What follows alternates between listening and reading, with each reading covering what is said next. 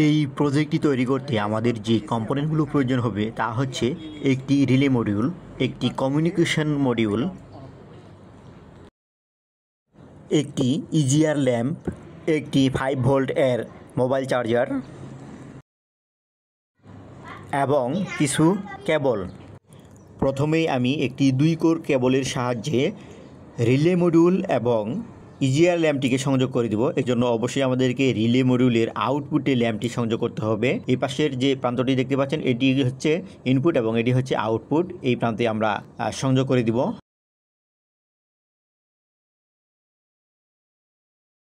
সংযোগ করে দিলাম।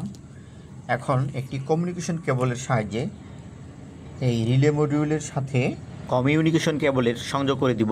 কমিউনিকেশন কেবলের এক প্রান্ত সংযোগ করেছি রিলে মডিউলের ইনপুটে এবং অপর প্রান্ত কমিউনিকেশন মডিউলের ইনপুটে সংযোগ করে দিলাম।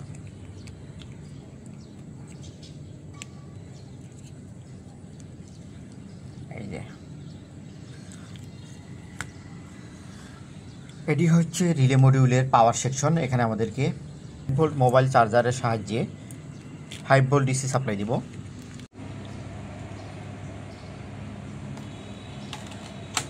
অবশ্যই প্লাস মাইনাস ঠিক রেখে সংযোগ করতে হবে। এটি হচ্ছে রিলে মডিউলের পাওয়ার সাপ্লাইয়ের প্লাস পয়েন্ট এবং এটি হচ্ছে মাইনাস পয়েন্ট। এই যে আপনারা দেখতে পাচ্ছেন 5 ভোল্ট মোবাইল চার্জার এই রিলে মডিউলের সাথে সংযোগ করার সঙ্গে সঙ্গে রিলে মডিউলের উপরে কিছু এলইডি ল্যাম্প জ্বলতেছে। তার মানে বোঝা যাচ্ছে যে এই রিলে মডিউলটি পাওয়ার পেয়েছে। এখন এই যে দেখেন পুরো সিস্টেমটা আমি দেখানোর চেষ্টা করছি।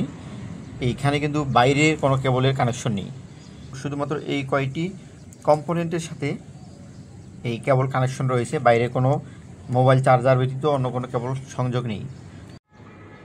এই লাইটটিকে জ্বালাতে হলে আমাদেরকে একটি স্মার্টফোনে ইজিআর স্টাডি লাইট নামে একটি অ্যাপস রয়েছে, সেটি ডাউনলোড করে নিতে হবে এবং কমিউনিকেশন মডিউলের সাথে মোবাইলের ব্লুটুথ অপশনে গিয়ে সংযোগ করে নিতে হবে। এরপরে যদি আমি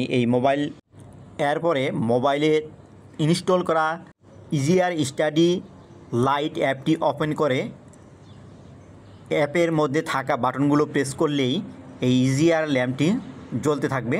তো আমি আপনাদেরকে দেখেন মোবাইলের সাহায্যে এই ল্যাম্পগুলো অন অফ করে দেখাচ্ছি।